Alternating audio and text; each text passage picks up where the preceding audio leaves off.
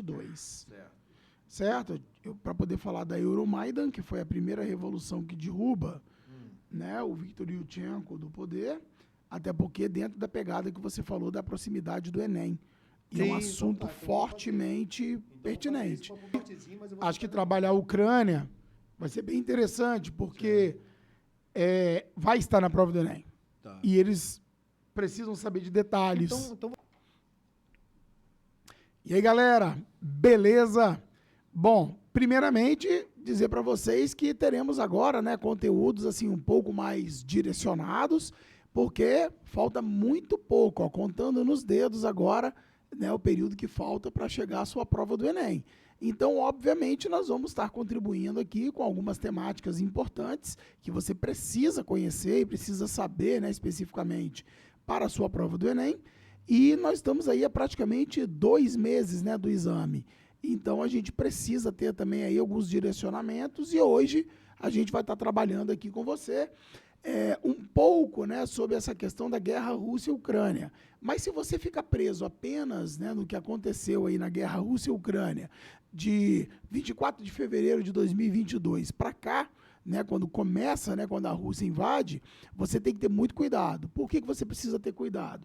Porque pode ser que o examinador não cobre de você exatamente o que aconteceu da invasão de 2022 para cá, porque a guerra ainda está em curso, ela ainda está em vigência. Então é importante você ter o conhecimento do que aconteceu lá atrás. A construção das problemáticas dentro da Ucrânia, a Ucrânia, após, né, a queda da União Soviética, naquela fatídica tarde de 25 de dezembro de 1991, quando Mikhail Gorbachev renuncia o governo naquela tarde de Natal, na União Soviética, e os países daí por diante começam a conquistar a sua independência, e a Ucrânia está ali no hall dos primeiros que conseguiram sair. A Ucrânia, quando ela começa o seu processo democrático, que é um processo, galera, vale a pena lembrar você, se precisar escrever sobre isso, é um processo ultra recente. Nós estamos falando de um país que é chamado de país a partir de 1992, certo? Então, é uma história que começou ontem na nossa história, é muito recente. E os governos da Ucrânia sempre foram governos, a democratização do país ela sempre foi muito conturbada. Nós temos de tudo dentro da história da Ucrânia. Nós temos desde governos que enriqueceram ilicitamente, muita corrupção, né, uma história muito forjada em cima da corrupção, como nós temos, por exemplo, o presidente que foi envenenado aos poucos, como foi o caso do Viktor Yushchenko, que foi presidente lá de 2005 a 2010, e que, se você comparar e pegar as fotos dele aí, vocês vão poder ver depois, a foto de como que era o rosto dele, como ele terminou o governo, ele lembra o Homem de Pedra lá do Thanos, filme, o Thanos, você lembra? Uma coisa muito complexa, foi sendo envenenado e até hoje não se sabe, né, que diacho que fizeram ali. Então é um negócio muito maluco. E aí eu preciso trazer você para a realidade do que aconteceu no ano de 2014. Para você entender 2014, eu tenho que viajar com você para a eleição da Ucrânia, onde um candidato chamado Viktor Yanukovych foi candidato e prometeu àquela população que precisava, né, inserir-se num contexto econômico maior e melhor da Ucrânia, tirar a Ucrânia desse papel de celeiro da Rússia, certo? O Yanukovych fez uma campanha toda ela baseada na promessa de que iria inserir a Ucrânia na União Europeia. Nós vamos levar a Ucrânia à União Europeia, tal, aquela coisa toda, tal, e assim, bingo, ele foi eleito presidente.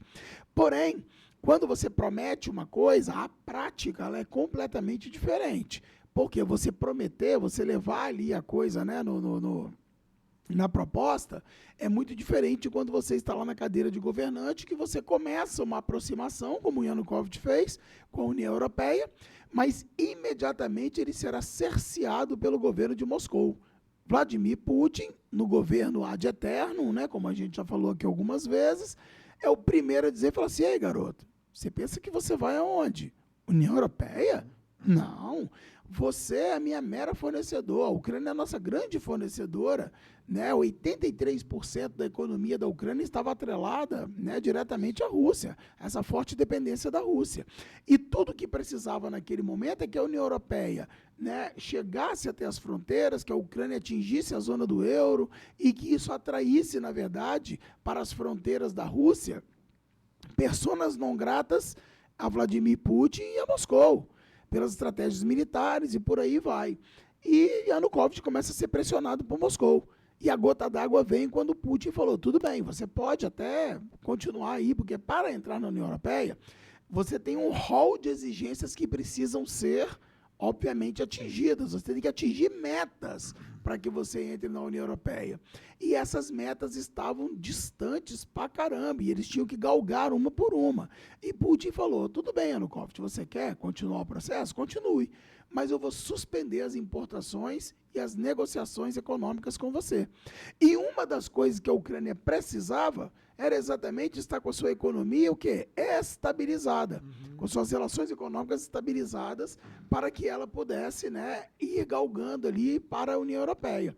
E eis que o que acontece com essa ameaça feita à Ucrânia, né, por Vladimir Putin, a Ucrânia não tem como tocar à frente. Se a Rússia retira as relações comerciais com eles daí por diante, nós vamos ter uma situação de declínio econômico no país e que, obviamente, tiraria do jogo, né, tiraria do tabuleiro a Ucrânia se ela perdesse ali dividendos, se ela tivesse, né, déficits e por aí vai.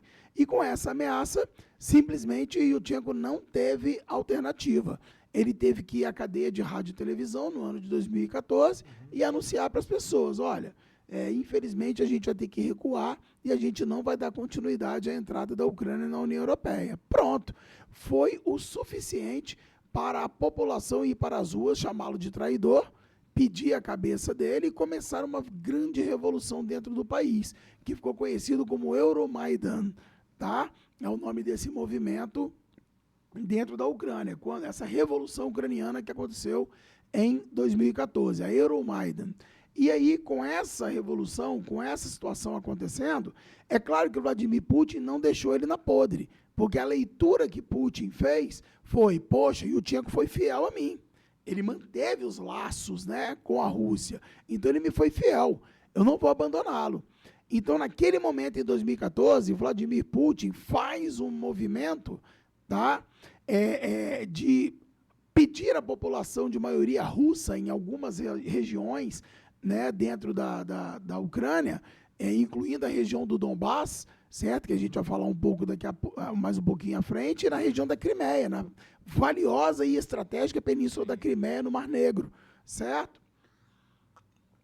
Putin pediu para as pessoas pró-Rússia, as pessoas de origem russa, porque naquela fragmentação que acontece em 1992, quando a Ucrânia sai, muitos russos que estabeleceram famílias, né, ali, casando com ucranianas, permaneceram no país, não foram embora, então constituíram ali uma grande e vasta população de origem russa, eles continuam dentro do território. Então Putin pede a esses que vão para a rua defender Yushchenko. E aí começa na rua um movimento anti-Yushchenko e um movimento pró-Yushchenko. E isso vai fazer com que os conflitos sejam inevitáveis. Pessoas começam a morrer nesses confrontos, certo? Essa guerra civil que se estabelece dentro do país ainda facilita uma entrada, né, da Rússia no contexto político e econômico do país, quando Vladimir Putin starta um plebiscito, né, que nunca foi reconhecido por ninguém, somente por Moscou, dentro da Crimeia, perguntando o seguinte, aqui, vocês gostariam de ser Rússia ou gostariam de ser Ucrânia? Para uma região de maioria de população russa. É óbvio que a Crimeia opta por ser Rússia. E ele, Vladimir Putin, naquele momento, anexa a Crimeia ao mapa da Rússia. Ah, mas eu estou olhando no mapa aqui, Júnior Bola, e a Crimeia está na Ucrânia. Sim, no seu mapa, na sua casa, a Crimeia está na Ucrânia. No mapa lá na Rússia, a Crimeia é da Rússia, certo? Começa a se ensinar isso nas escolas.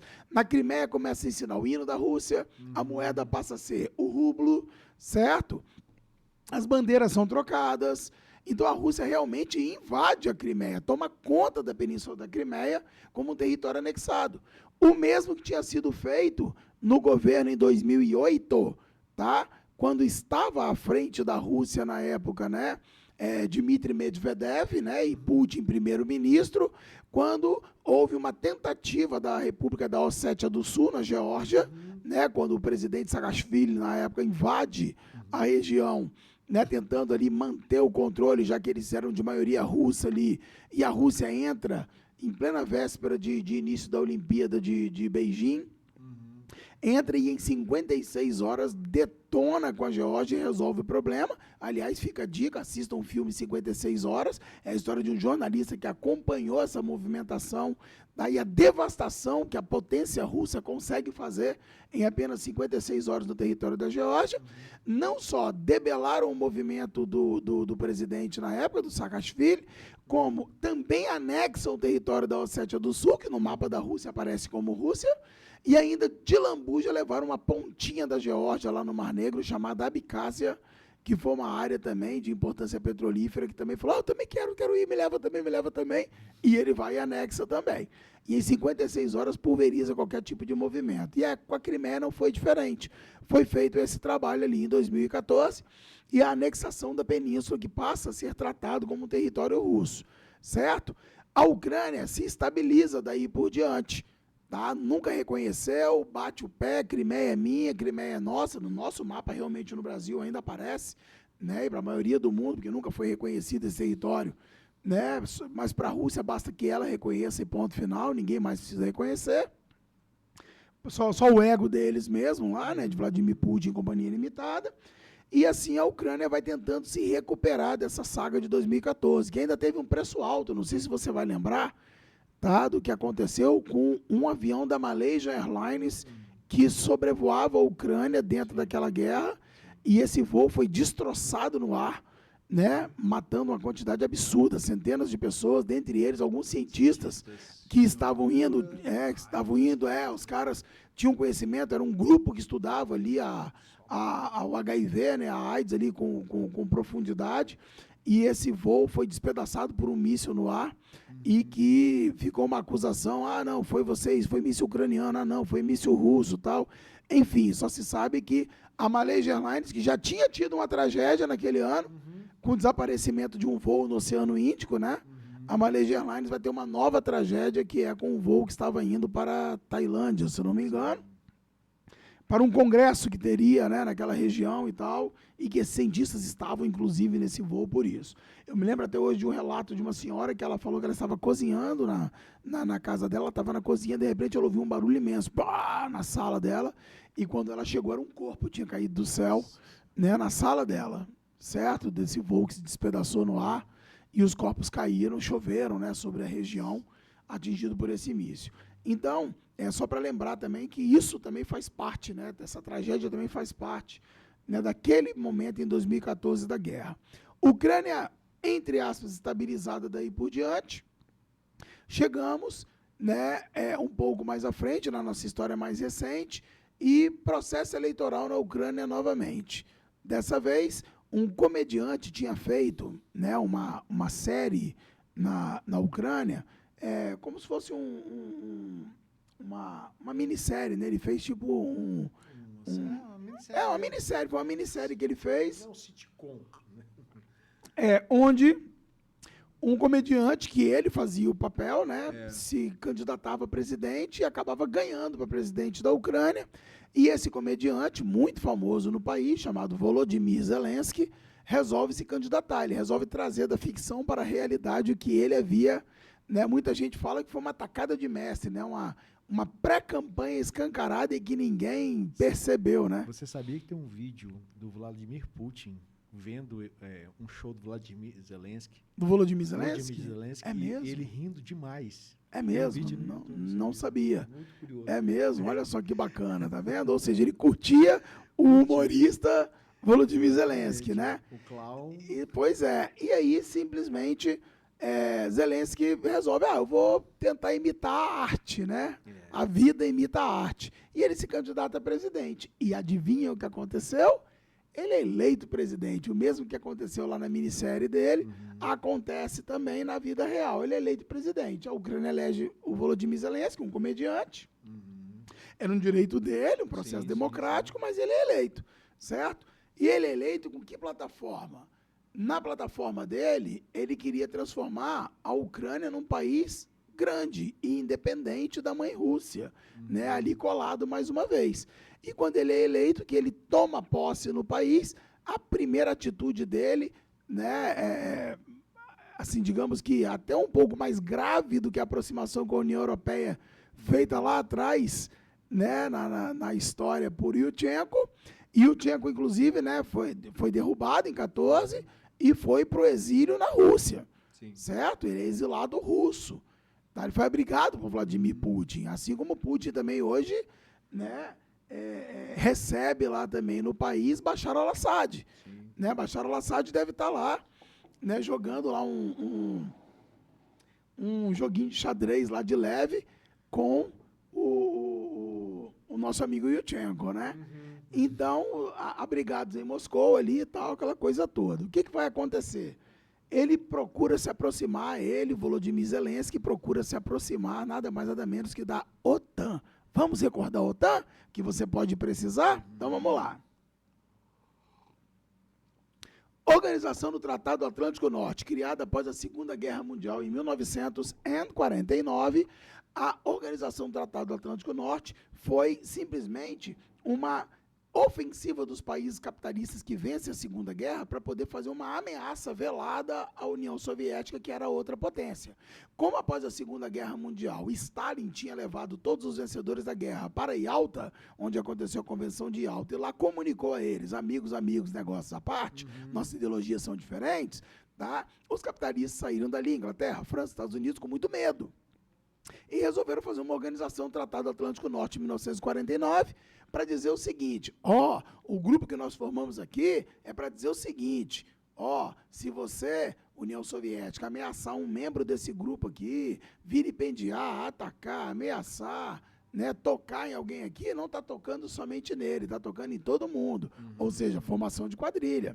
E eles achavam que não ia ter resposta. Mas em 1955, o que acontece? Todo mundo se reúne onde? Em Varsóvia, capital da Polônia. E lá os países socialistas do leste europeu assinam um pacto, né, o famoso Pacto de Varsóvia, que é a resposta à criação da OTAN. O que dizia no Pacto de Varsóvia? Se algum país capitalista mexer, tocar, vilipendiar, atacar um desses membros aqui, não está mexendo só com ele, está mexendo com todo mundo.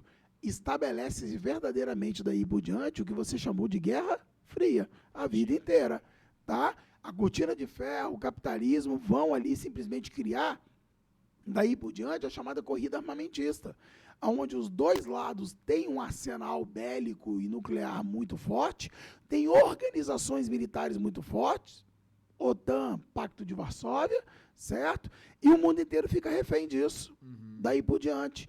Eu me lembro nitidamente, na década de 1980, que um bloco do Jornal Nacional era para falar de Moscou, outro bloco era para falar de Washington, né? Lembra disso? Ciro Bocaneira, Pedro Bial, né? Correspondente em Moscou. Pedro Bial, gente, estava em Moscou quando acabou a União Soviética. Pedro Bial não estava na queda do Muro de Berlim, tá?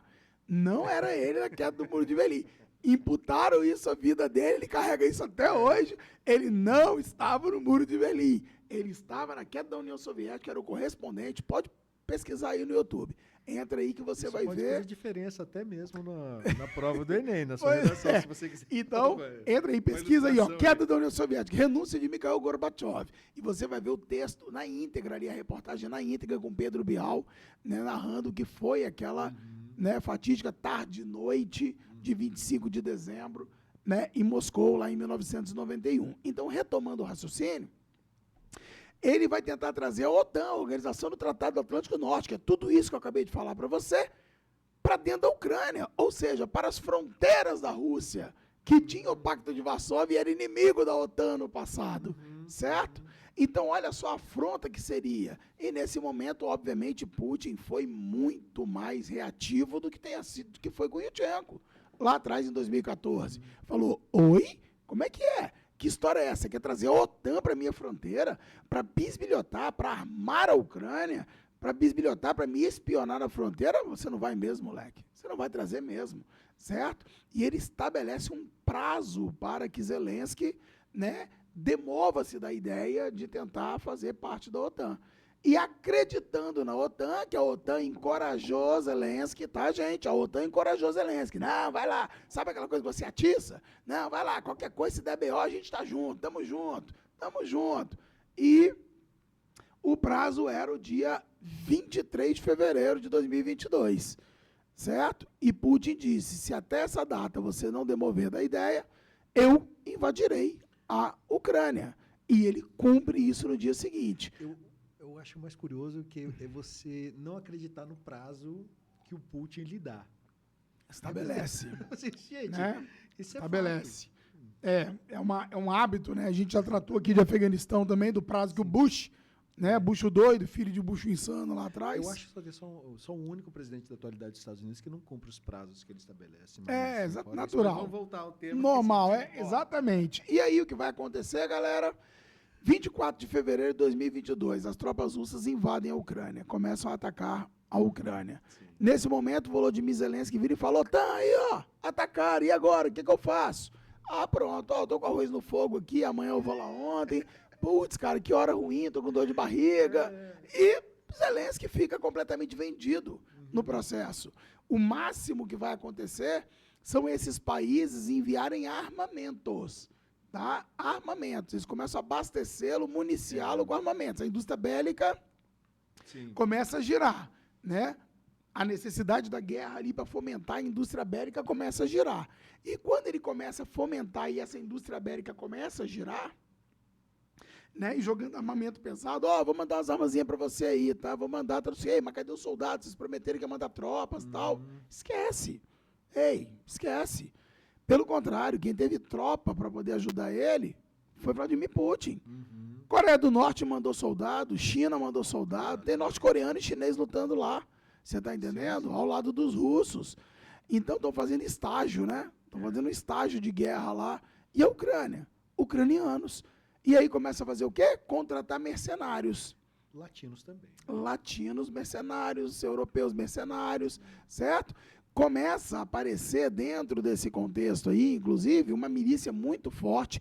Pesquisem depois aí, né, sobre a Força Wagner, certo? O movimento Wagner, Força Wagner, cujo líder foi morto misteriosamente num desastre aéreo, acontece. Perigosinho. Né? Por sinal, que nome? Pois é, Pegorim, alguma coisa assim, depois dá uma pesquisada aí. Exatamente. E aí você tem um cara ali, o avião, inclusive, né? Não só foi um desastre aéreo. A queda do avião foi filmada, porque na Rússia é normal você estar com o celular parado no céu, apontando para o céu o tempo inteiro e filmando aviões caindo, né? Eu até postei isso na época, falei, nossa, que coincidência. Na Rússia, sempre que aviões com celebridades caem, tem um celular apontado para o céu e pega exatamente o ponto da queda. Só um adendo, você sabe por que serve isso? Na Rússia, todos os carros, geralmente eles têm uma câmerazinha voltada na frente, porque parece que tinha um benefício do seguro, que os caras bebiam muita vodka, então eles fingiam que era atropelamento. Para poder... Eu sei. Então por isso todo mundo fica filmando na Rússia. Com câmera nos carros, mas no celular apontando para o céu, não, né? Será que tem alguém que só fica o dia inteiro com o celular apontado para o céu? É muita coincidência, né? E aí o que acontece? Simplesmente é filmada a queda lá, tal, cai o avião, o líder lá do grupo Wagner morre, certo? Putin lamenta, poxa, que pena, o cara estava tentando chantageá-lo e mudar de lado antes, né? Você lembra disso? O cara tentou mudar de lado, chantageou Vladimir Putin. Eles fizeram um avanço em cima de Moscou ali que assustou realmente. Fizeram um movimento, né, esquisito, né? Muito estranho. E aí o que acontece, galera? Zelensky fica na podre. E a Ucrânia começa a abrir frente para a contratação de mercenários, onde vários brasileiros, inclusive, já morreram, tá? Recentemente, agora, inclusive, morreu um capixaba, certo? Sim. Um capixaba aqui da fronteira com Minas morre lá, certo? Nessa guerra, a família, ele falou com a família quando estava ferida, inclusive, no fronte de guerra, né? Estava ferido no fronte de guerra e conseguiu falar com a família. E teve um que fugiu agora também. Não, tem muito mercenário, tem muita gente foi lá. Aquele pessoa que ia trabalhar com drone, e no final das contas ele conseguiu atravessar e veio para cá para o Brasil. Teve uma matéria recentemente no Fantástico, acho que tem aí os seus 2 meses no máximo, uma matéria no Fantástico falando sobre diversos brasileiros que abandonaram as famílias aqui e foram para lá para receber 40 mil reais. Não recebe. Entendeu? Não recebe. Não recebe, morre. Entendeu? Não tem, 40 mil reais paga a sua vida? não tem, digamos assim, esteio jurídico institucional para você poder receber uma situação como essa. Pois é. E estão lá várias nacionalidades lá, entendeu? Em troca de dinheiro, colocando suas vidas em risco, lutando, né, numa guerra que... Um aviso, você que passa o neném para você não Não, vai, pelo amor de Deus, né? E só dizer uma coisa para vocês, numa guerra que é perdida, gente, sim, é perdida. Você tem alguma dúvida que a guerra da Ucrânia é perdida? Mas a Ucrânia só não assinou ainda um acordo, tá? Um cessar-fogo, um acordo de guerra, porque a Rússia já disse que sem a região do Donbás ela não assina o acordo. Ou seja, a Rússia perdeu a Crimeia em 2014, não perdeu, galera? Sim. Agora vem a região do Donbás. Anota aí. Donetsk, Zaporídia, Luhansk e Kherson. Isso forma um corredor no mapa. Nós vamos tentar colocar o mapa para você ver aqui depois. Da Crimeia, toda a parte leste da Ucrânia até a Rússia, isso forma um gigantesco corredor, onde eu tenho ali predominância de população russa, certo? E é uma área estratégica que abre um corredor gigante, ou seja, a Rússia tenta ampliar o território novamente, voltando à era de União Soviética, né, onde ela tinha um território muito maior do que é os dias atuais, e recuperando territórios novamente, anexando numa guerra aqui, em outra ali, e ela já falou, não abro mão desses territórios. Então, a região do Donbás, que é como a gente chama, né, onde estão essas áreas que eu falei para você, certo? Então, já perderam a Crimeia em 2014, agora envolve Donetsk, Kherson, Zaporígia e Luhansk. Formam ali esse corredor ali que faz da Rússia até a Crimeia um caminho único, certo? Que a Rússia poderia ter ali livre acesso, livre fluxo, para poder novamente ter uma saída para o Mar Negro, tá? O que seria para ela mais importante e estratégico, porque aproxima a Rússia ainda mais do Oriente Médio, né? Através da Turquia ali do outro lado, né? E de outros países ali na região do Oriente Médio, já que o Mar Negro dá esse acesso, né, diretamente ali para a região. Então, é sobre isso. Quando a gente observa, e se você precisar marcar uma questão sobre isso, muitas vezes não vai ser cobrado de você o conflito atual, porque ele ainda está em vigência. Mas eles podem fazer uma citação sobre algo que aconteceu na guerra recente, né, de 22 para cá, de fevereiro de 22 para cá, nesses 3 anos, e cobrar de você alguma coisa lá de 2014, da época do Viktor Yanukovych, certo? Podem cobrar de você a Euromaidan, que levou exatamente essas pessoas, né, naquela revolução ucraniana para as ruas, onde eu tinha de um lado a galera anti-Yutchenko, a galera pró-Yutchenko, ou seja, tinha a galera anti-Rússia e a galera pró-Rússia, certo? Resumo da ópera, se pegarmos hoje, 2025, desde todos os acontecimentos de 2014 para cá, não existe Ucrânia nem na União Europeia, e não existe Ucrânia também na OTAN, certo? E nós temos milhares de pessoas mortas, milhares de pessoas refugiadas, tá? Foi um novo levante, né? Uma nova saída e fuga dentro da Europa, o que não acontecia nesse volume desde a Guerra da Iugoslávia, certo? Que a gente também vai trabalhar aqui, tá? Em breve a gente vai trabalhar aqui essa complexa guerra que aconteceu no final do século XX, aqui, que foi a fragmentação da Iugoslávia. A gente vai trabalhar, porque é muita informação, é muito técnica, e vai ser um podcast daqueles, pode acreditar, mas desde a Iugoslávia, nada parecido na história. E desde a Segunda Guerra Mundial não houve um volume tão grande também, uma guerra tão grande em volume de refugiados e mortos, principalmente, quando milhões de pessoas deixam, né, na verdade, a Ucrânia. E o que eu acho interessante, e aí vale uma análise sua se precisar escrever numa redação sobre xenofobia, sobre racismo, né, sobre coisas dentro dessa linha, né, que violam direitos humanos, é pensar o seguinte, por que o ucraniano que saiu da Ucrânia e entrou na Polônia, na Hungria,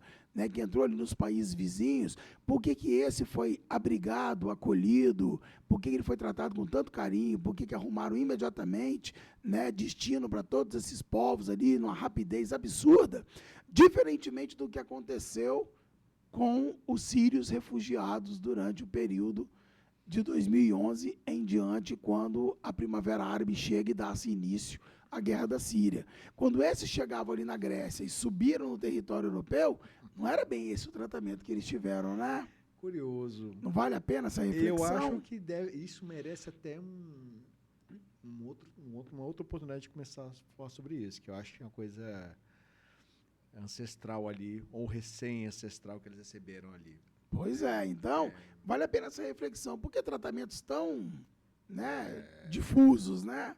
Por que essa diferença brutal? Então, cabe uma reflexão. Se precisar escrever, né, sobre refugiados, sobre povo sem pátria, né, é imaginar isso daí.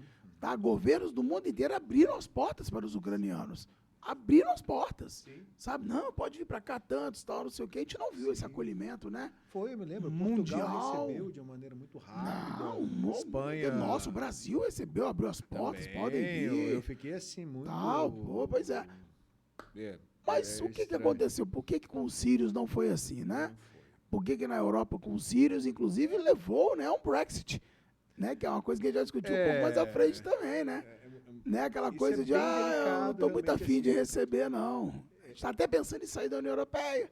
Foi quando a Angela Merkel falou, nós somos União Europeia na saúde e na doença, na alegria, na tristeza, né? Pois é. É isso aí, entendeu? É sobre isso.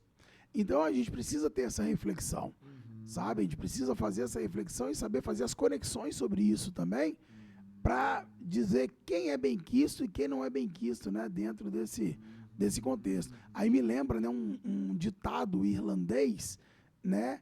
Que fala o seguinte, que God's place is the world, but the world is not God's place. O lugar de Deus é o mundo, mas o mundo não é o lugar de Deus, né? Forte isso. É um ditado irlandês.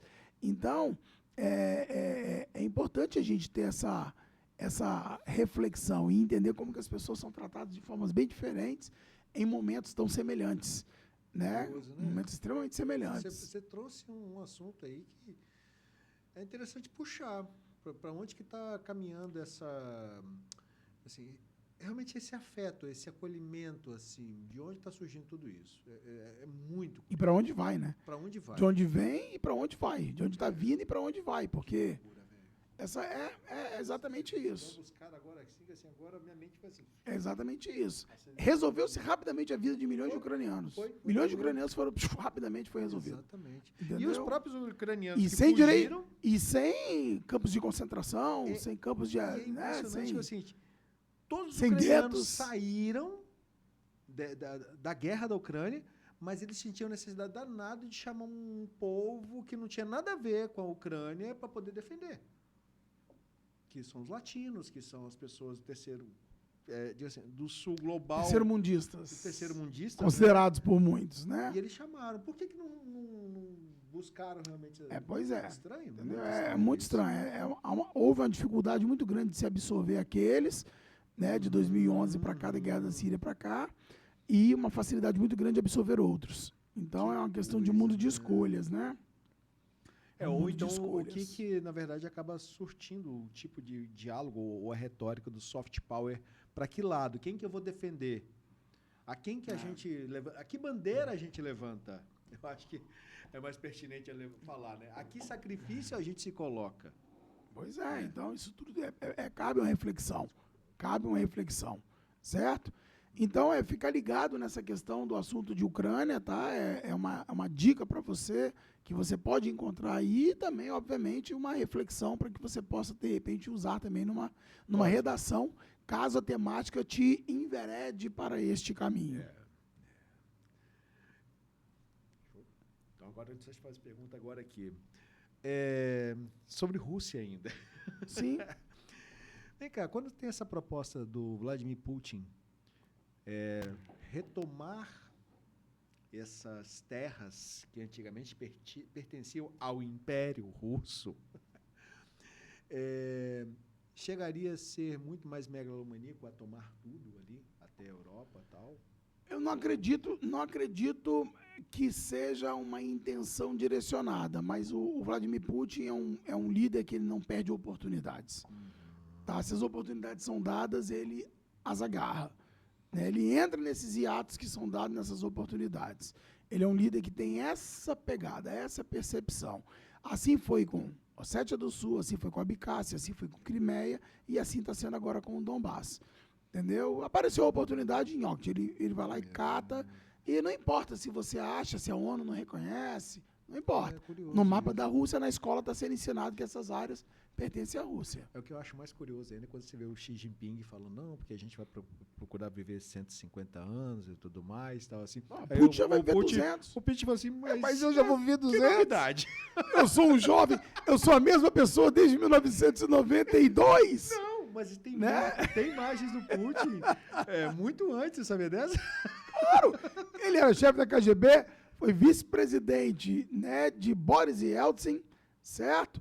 E Yeltsin renuncia, Putin é eleito presidente, fica reeleito, bota Dmitry Medvedev no poder, vira primeiro-ministro, é reeleito presidente e é reeleito novamente. Até onde eu vi, tinha a imagem O cara tá no de uma poder pessoa de uma... similar ao Vladimir Putin na Primeira Guerra Mundial. Mas Não depois eu fui duvide. ver, e depois eu fui ver uns quadros mais antigos, tinha um cara que dentro do quadro era a cara do Vladimir Putin, pintado, não sei, do século XVII, alguma coisa assim. Não, os russos são muito parecidos, né? Então, são muito parecidos, Não, talvez eu- seja, né? Eu fico assim, cara, eu vou morrer, o Vladimir Putin vai estar ainda lutando judô. É, Eu tô pensando assim, cara, eu vou 5 fazer- artes marciais. Eu assim, não, o cara tá É um atleta tá ainda. com 70, Acho que ele deve estar com 70. 70. Vamos botar mais 50 Com anos carinha vida pra de ele. 40. Cara, o cara vai ter 140 anos. O cara é uma tartaruga, cara. Vai Tipo viver mais que a isso. tartaruga Tipo isso. de Galápagos que pegou como que é? A Revolução Francesa, que morreu recentemente. Pois é, é verdade. É tipo isso. Caramba, cara. Que Mais ou loucura, menos cara. isso. Que imortalidade. E vem cá, me fala só mais uma coisa pra gente poder fechar aqui, pra essa ideia aqui. O que distingue um império de um país? Eu queria que você, quer dizer, queria não. Eu peço a você um paralelo entre o que a gente já viveu na história, o que a gente vive hoje com o que os Estados Unidos têm e o que a Rússia está tentando fazer. E até a gente pode botar como o Brasil também. Se há a possibilidade de a gente fazer um paralelo sobre essas circunstâncias, dessas diferenças. Então, isso daria um outro podcast, né? Vai, com certeza, Não, dar tudo bem, um mas é outro só para podcast. lançar aqui. Não, há uma diferença hoje muito grande, né? A partir do momento que foram constituídos, né, os países, né, essa ideia, a própria Liga das Nações, após a Primeira Guerra Mundial, quando ela destitui muitos impérios na Europa, muitos reinos, transformando em países, né, faz cair um pouco por terra exatamente essa construção dos impérios do passado, né? Você vê que cai Império Austro-Húngaro, né? Ali é dissolvido lá no século XV, nós tivemos lá, né, 1463, queda do Império Romano, né, do Oriente, tomada dos turcos otomanos em Constantinopla. A ideia de império eram, na verdade, espaços, né, conquistados em batalhas, tal, onde se impunha ali principalmente a questão cultural, né, pouco se respeitava da materialidade cultural dos povos, tal, no passado, e por aí vai. Hoje, essa questão de você vai para uma guerra, entendeu? Você até vai para uma guerra, você briga, tal, não sei o quê, mas a ideia do país depois, né? É claro que ainda tem uns lunáticos aí que querem anexar o Canadá, a Groenlândia, né? Tem uns lunáticos aí que falam nessa questão de levar a questão de império ao pé da letra, né? Né? Ah, não, eu vou tomar tudo, vou transformar num estado, tal, não sei o quê. Não é bem assim. O mundo não funciona assim. É diferente da época de Alexandre o Grande, Júlio César, Companhia Limitada, né? Diferente da época da expansão islâmica lá com o Saladino, né? Com o Saladino, tal, aquela coisa toda, é muito diferente. Tá? São momentos diferentes. As guerras são hoje, na época, conquistar territórios, né? Era ampliar a quantidade de exércitos, era ampliar riquezas, ocupar espaços. Então basta você pesquisar aí o que foi o tamanho do Império Mongol, o que foi o tamanho do Império Romano, o que foi o tamanho do Império Macedônio, o que foi, entendeu? O próprio Império Russo, né? São histórias assim absurdas Agora, aqui na América não se constituiu. Você falou de Brasil, né? Aqui não se constituiu impérios, né? Na verdade. Porque quando você pega o diálogo brasileiro, porque a gente tinha o Tratado de Tordesilhas e a gente foi... Vamos chegar ali foi a inércia, a culpa é dos espanhóis, né? A inércia foi deles que encontraram uma grande barreira intransponível na frente, que foi a Cordilheira dos Andes, e Portugal foi avançando, foi indo, quando viu, chegou ali, né? Quando os espanhóis passaram, falaram, pô, mas aqui era... Não, meu irmão, aqui, ó. Eu já tô aqui há tantos anos, agora é meu. Uso campeão, Entendeu? então. É o que aconteceu. Achou taxado, quem perdeu foi relaxado. A gente observa que o Brasil tinha essa relação de vamos avançar, vamos chegar ali, que assim, tudo bem, não tem ninguém aqui, O Brasil... E assim, então, eu assim... o Brasil já teve o Uruguai, o Brasil já teve a Guiana Francesa, né? E Já você parar para analisar que nós éramos também do Império Português...